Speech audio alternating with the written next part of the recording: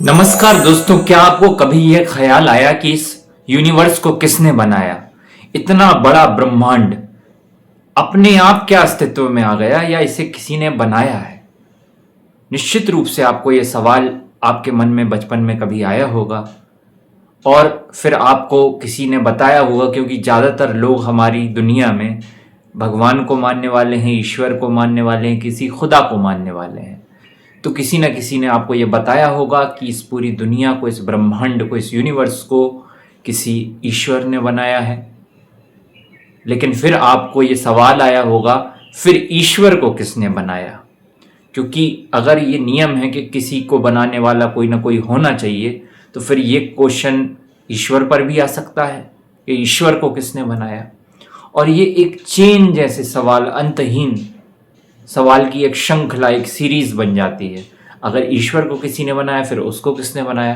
कभी आपने ऐसा देखा है, जब हम सैलून पे जाते हैं और पीछे एक मिरर लगा रहता है तो एक इनफाइनाइट, अनंत श्रृंखला जैसी दिखती है मिरर्स की, हमारी जो इमेजेस दिख रही हैं उसमें।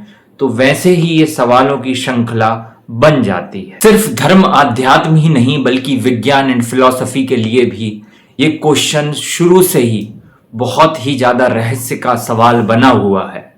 आपने देखा कुछ समय पूर्व लल्लन टॉप में डिबेट हुई थी, डज गॉड एग्जिस्ट?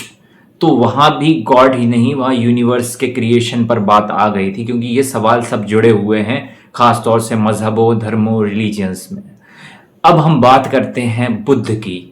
जब बुद्ध इस धरती पर विचरण कर रहे थे, विहार के क्षेत्र में विहार कर रहे थे, क्योंकि बिहार का नाम विहार इसीलिए पड़ा क्योंकि वहां पर बुद्ध विहार करते थे, यानी घूमते थे। तो जब बुद्ध इस धरती पर मौजूद थे तो उनसे भी इस प्रकार के सवाल बार बार पूछे गए, और आप जानकर हैरान हो जाएंगे कि बुद्ध ने इस तरह के सवालों पर चुप्पी साध ली और कोई जवाब नहीं दिया। जबकि बुद्ध से पहले और बुद्ध के बाद भी जितने भी धर्म गुरु हम देखते हैं, वे इन सवालों पर बड़े लंबे चौड़े आंसर देते हैं, इनकी एक हाइपोथेसिस देते हैं और बाकायदा हमको एंश्योर करते हैं कि ऐसा ही है। लेकिन बुद्ध इन सवालों पर एकदम चुप रहते थे और इन सवालों को अव्याकृत प्रश्न कहते थे। ऐसे 14 क्वेश्चंस थे। उनमें मुख्य प्रश्न जो थे वो इसी यूनिवर्स और आत्मा और मृत्यु के बाद जीवन पर आधारित है। मित्रों, मैं बुद्ध पर एक लंबी सीरीज शुरू करने जा रहा हूं और मैंने सोचा कि बुद्ध ने क्या बोला है, इस पर बात करने से पहले ये बहुत जरूरी है कि हम जाने कि बुद्ध ने क्या नहीं बोला, तो हमें लाइफ के प्रति उनका अप्रोच बिल्कुल समझ में आ जाएगा। मित्रों, गौतम बुद्ध जो थे वो पहली बात ये कहते थे कि बी प्रैक्टिकल, आप प्रैक्टिकल हो जाइए। क्या आपको मैं इन सवालों के जवाब दे दूंगा तो क्या आपकी लाइफ एकदम अच्छी हो जाएगी? नहीं, क्योंकि हमें कई बार ऐसे सवालों के जवाब मिलते हैं, हमारी लाइफ जैसी थी वैसी ही रहती है। तो अव्याकृत यानी अनआंसरेबल, अनुत्तरित सवाल जो थे, बुद्ध ने उनकी बात ना करना ही समझदारी समझा। और इसके लिए बुद्ध एक बहुत सुंदर एग्जाम्पल देते थे। वे कहते थे, अगर किसी व्यक्ति को जहर लगा, तीर लग जाए, तो उसका तीर निकालना जरूरी है, ना कि यह पता करना कि किसने उस तीर को छोड़ा था, वह तीर किस लकड़ी का बना है, उसमें कौन सा वाला पॉइजन है। अगर इन सब पर विचार, तर्क वितर्क होगा तब तक तो वह व्यक्ति मर ही जाएगा। तो पहले उसका इलाज जरूरी है। तो बुद्ध के अनुसार जीवन का जो दुख है, जीवन की जो समस्याएं हैं, उनका इन प्रश्नों से कोई खास लेना देना नहीं है। बुद्ध से जो 14 सवाल पूछे गए, उनको 4 पार्ट्स में डिवाइड किया जा सकता है। पहले पार्ट में जो क्वेश्चन हैं वो लगभग सेम टाइप के हैं, जैसे दुनिया शाश्वत है यानी एटर्नल है, शुरू से है, या बाद में आई अस्तित्व में, या ये दोनों है या दोनों नहीं है। इस तरीके से 4 सेट में क्वेश्चन है। पहला है दुनिया के एग्जिस्टेंस में आने का, जो अक्सर फिलॉसफी में कई लोग अलग अलग तरीके से व्याख्या करते हैं, धर्म में व्याख्या होती है, तो वो कॉमन सभी के लिए क्वेश्चन है, हम जानते हैं। दूसरा जो सेट है वह है कि ये दुनिया, ये ब्रह्मांड सीमित है या असीमित है। तो ये सेकंड पार्ट में ये 4 क्वेश्चन मिलते जुलते हैं। तीसरा पार्ट जो है वो आत्मा से रिलेटेड है कि आत्मा शरीर ये जो चीजें हैं ये पूछी गई है कि आत्मा शरीर अलग हैं, एक हैं, इस तरह के 4 क्वेश्चन हैं मिलते जुलते, यानी उनका एसेंस एक ही है।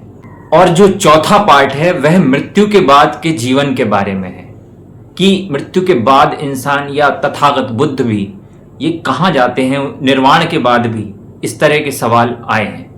तो हम इन चारों प्रकार के प्रश्नों पर बुद्ध किस तरीके से टालते, क्योंकि बुद्ध का एक तरीका होता था, वे जब चुप भी रहते थे तो चुप उस टॉपिक पर बात ना करके कुछ एक अलग दृष्टांत देते थे जिससे इंसान उनकी बात के मर्म को समझ जाए और उसकी बुद्धि शांत हो जाए।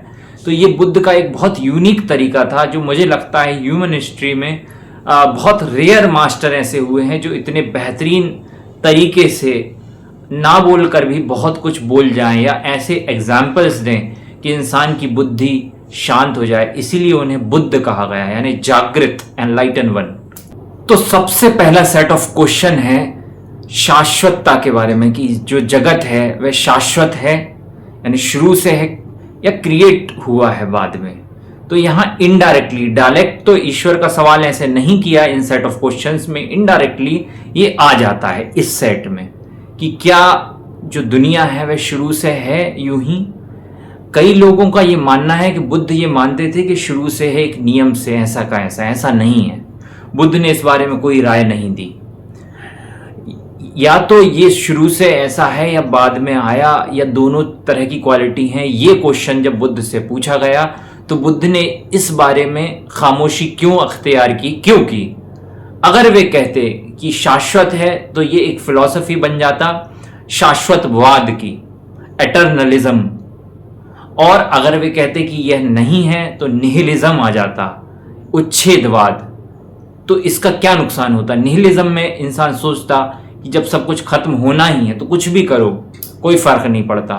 और सेम होता शाश्वतवाद में कि यार अजर अमर हूं मैं, तो संसार अजर अमर है, सब कुछ ऐसे का वैसा है, तो क्या फर्क पड़ता है कुछ करने से। दोनों में इंसान एक टालम टोल की स्थिति में आ जाता और या तो गलत करने की भी स्थिति में आ जाता। इसके साथ ही बुद्ध ये भी जानते थे कि किसी भी प्रकार की जो मान्यता है, अंधा विश्वास है, वह एक तरह की जड़ता और कट्टरता लाता है।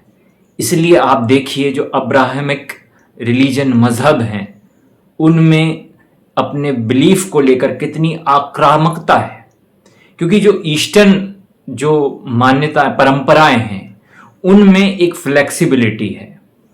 वे जैसे हिंदू धर्म है, यहां पर आप देखें क्रिएशन को लेकर कई पुराणों में अलग अलग मान्यता विश्वास है और सब एक दूसरे का आदर करते हैं, एक्सेप्टेबिलिटी है। कई जगह तो सांख्य जो दर्शन है वह प्रकृति पुरुष ये अलग ही एक विचार रखता है, यानी मल्टी थॉट्स हैं और किसी एक को लेकर कोई जड़ता या कट्टरता नहीं है। इवन क्योंकि उपनिषद में, वेद में यहां तक कहा गया है कि जो सत्य है वह अज्ञेय है, उसको पूरी तरह नहीं जाना जा सकता। तो ये जो एक तरह की जो अपने ज्ञान की सीमितता को लेकर जो समझ है जो भारतीय परंपराओं में, इसके कारण ये कट्टरता नहीं आई है।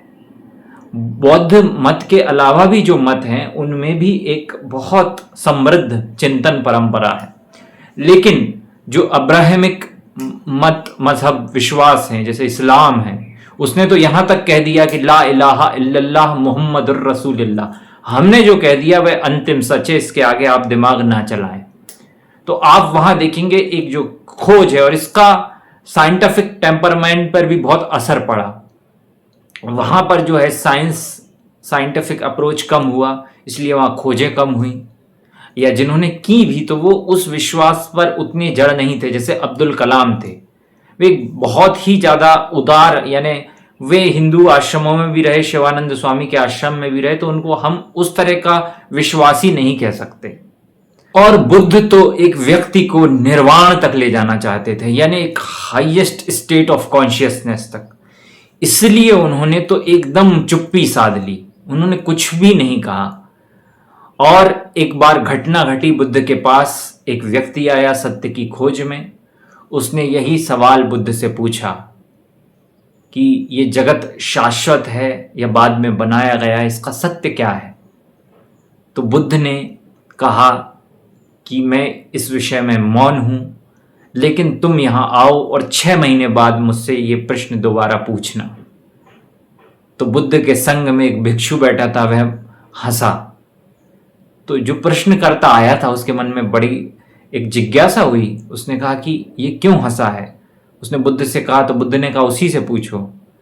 जब उस प्रश्नकर्ता ने उस भिक्षु से पूछा तो उसने कहा 6 महीने पहले मैं भी इस तरह का प्रश्न लेकर आया था और बुद्ध ने मुझसे यही कहा था। बुद्ध ने चुप्पी साध ली और कहा कि तुम यहाँ रुको और 6 महीने बाद ये सवाल पूछना। तो प्रश्नकर्ता ने पूछा, फिर आपने दोबारा सवाल पूछा? तो उस व्यक्ति ने कहा नहीं। उसने कहा क्यों नहीं? उसने कहा क्योंकि आज मेरे अंदर वह सवाल बचा ही नहीं, वह शून्य हो गया है। तो बुद्ध हमें सवालों और जवाबों के परे जो सत्य है उसमें डायरेक्ट ले जाने की अप्रोच रखते थे। और फिर यही हुआ जब वह व्यक्ति भी 6 महीने के बाद 6 महीने उस आश्रम में रहा और फिर बुद्ध ने ही उसे याद दिलाया कि कुछ याद है, तुम मुझसे कुछ प्रश्न पूछने आए थे। उसने कहा अब कोई ज़रूरत नहीं है उत्तर देने की, मुझे उत्तर मिल गया है।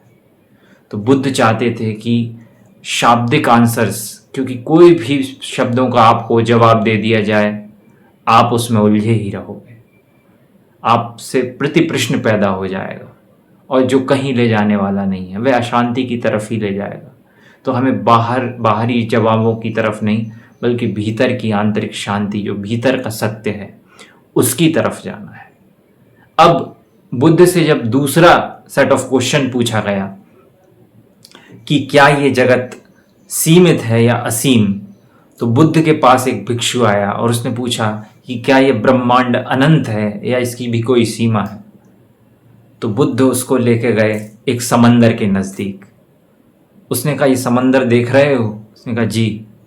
कहा इसकी मछली ने भी एक बार पूछा था समंदर से कि तुम अनंत हो या सीमित हो। तो समंदर ने कहा, ये एक दृष्टांत है, एक मेटाफर है।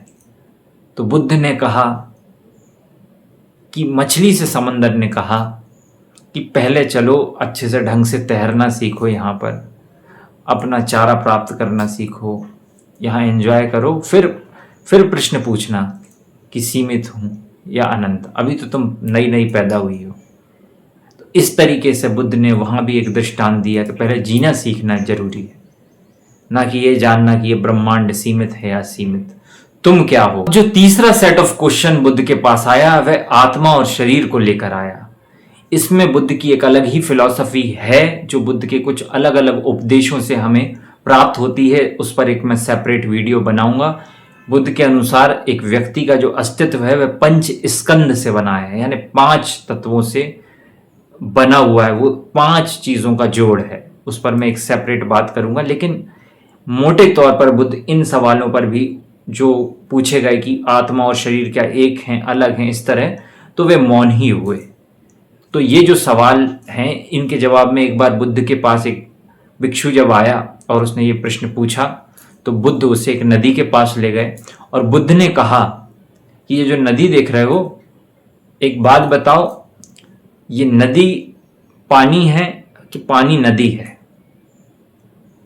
तो बुद्ध का जो भिक्षु था वह कुछ नहीं बोल पाया। उसने कहा दोनों ही तो है, नदी जो है वह पानी भी है और पानी ही तो नदी भी है। तो बुद्ध बस मुस्कुराए और आगे कुछ नहीं बोले। तो फर्दर उनकी जो फिलॉसफी है इस बारे में वह अनात्म की है, यानी वे आत्मा शब्द को नकारते थे, लेकिन फिर भी उनका जो संकेत है उन्हें हम अगले वीडियोस में समझेंगे बाकायदा, क्योंकि वह एक अलग टॉपिक बन जाता है।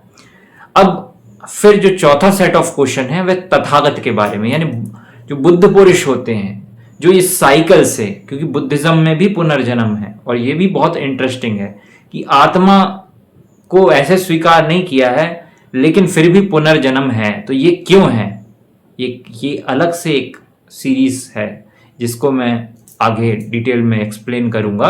लेकिन बुद्ध से जब ये पूछा गया कि तथागत का क्या होता है, जो साइकिल से क्रॉस हो चुके हैं, जो निर्वाण प्राप्त कर चुके हैं, जिसको हाईएस्ट स्टेट बताया है, तो उसका क्या होगा बुद्ध पुरुष का?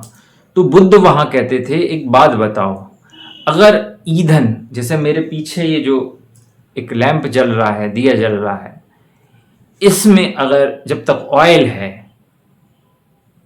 तब तक वह जल रहा है, और जब ऑयल खत्म हो गया तो क्या ये कहा जाए कि अग्नि का अस्तित्व ही खत्म हो गया? बस बुद्ध ने यही दृष्टांत देकर चुप्पी साध ली, कुछ भी जवाब नहीं दिया फिर आगे। तो ये बुद्ध का एक तरीका होता था। अब अंत में मैं बुद्ध का एक और दृष्टांत आपके सामने रख रहा हूं, जो निश्चित रूप से आपने कहीं ना कहीं सुना होगा, जो हिंदी में ट्रांसलेट हुआ और बहुत सारे लोगों ने अपनी किताबों में उसको इस्तेमाल किया, लेकिन सबसे पहली बार बुद्ध ही थे जिन्होंने ये इतना सुंदर एग्जाम्पल, एक दृष्टांत दिया। वह दृष्टांत ये है कि एक बार कुछ अंधे एक हाथी के पास जाते हैं और वे अलग अलग उसके अंग पकड़ते हैं, कोई पूंछ पकड़ता है, कोई दांत पकड़ता है, कोई पेट पकड़ता है, और फिर उसकी व्याख्या करते हैं। तो कोई कहता है कि हाथी कैसा होता है, पूंछ जैसा मुलायम, कोई बताता है दांत जैसा कठोर। तो ऐसा ही बुद्ध ने कहा कि सत्य के संबंध में कुछ भी कहना वैसा ही है। तो बुद्ध के अनुसार जो जानना जरूरी है, वह जानना जरूरी यह है कैसे आपका जो दुख है, आपकी समस्याएं है, उसका निदान हो, ना कि, और समस्याएं भी वर्ल्डली नहीं, वर्ल्डली अलोन नहीं, कि पता चला आप कहो कि मेरे बेटे की शादी, जो हम एस्ट्रोलॉजर से पूछा जाता है मेरी बेटी की शादी कब होगी, ये नहीं। आपका मन शांत कैसे होगा, ध्यान में कैसे हम लंबे टिकेंगे, क्योंकि आप याद रखिए, आप ध्यान में अगर कोई मान्यताएं बहुत ज़्यादा ऑलरेडी एक अजम्पशंस लेकर जाएंगे तो आप ध्यान में नहीं, उन कल्पनाओं में चले जाएंगे, और कल्पना ध्यान नहीं है। ध्यान एक कल्पनाहीन अवस्था है, एक शांत अवस्था है, टोटली अवेयर अवस्था है। और बुद्ध जानते थे कि उस अवस्था तक जाने के लिए आपको एक कोरी स्लेट की तरह, एम्पटी ग्लास की तरह होना पड़ेगा। इसीलिए भी उन्होंने मान्यताओं को हाथ नहीं लगाया, उसको प्रमोट नहीं किया। तो बुद्ध कहते हैं कि जो जानना जरूरी है वो जानो, जो जानना जरूरी नहीं है उसमें बिल्कुल मत उलझो। इसलिए बुद्ध का मौन कोई कमजोरी नहीं है, लेकिन सबसे बड़ी बुद्धिमता है। इसीलिए वे बुद्ध हैं, इसीलिए वे तथागत हैं, इसीलिए वे एक अवतरण माने गए। अगर आपको लगता है कि आपने बुद्ध के बारे में कुछ नया जो अब तक आपने नहीं सुना था वह जाना है, तो जुड़े रहिए हमारे साथ, क्योंकि मैं बुद्ध के जीवन की ऐसी इनसाइड डिटेलिंग आपके सामने लाऊंगा, क्योंकि ये आज के दौर में बहुत ज़रूरी है। ज्योतिष और हिंदू परंपरा के अनुसार, जो मैं जिस परंपरा को फॉलो करता हूँ उसके अनुसार बुद्ध एक अवतरण है, और वह अवतरण जो कलयुग में हुआ फिलहाल एकमात्र अवतरण है। अगर उसको नहीं समझा तो आप ये नहीं समझ पाएंगे कि इस युग में किस तरीके से शांत हुआ जाए, क्योंकि यह युग बुद्धिवाद का युग है, और बुद्धिवाद को बुद्ध से अच्छा कोई नहीं सुलझा सकता। इसलिए मेरे साथ बने रहें। ये सीरीज शुरू हुई है, आगे इसमें बहुत सारे जो बुद्ध के सूत्र हैं वे आएंगे, क्योंकि जितने अधिक से अधिक लोगों तक हम बुद्ध का संदेश पहुंचा पाएंगे, उतने अधिक लोगों के जीवन में शांति, प्रेम और करुणा का आविर्भाव संभव हो सकेगा। मेरी शुभकामनाएं। नमस्कार।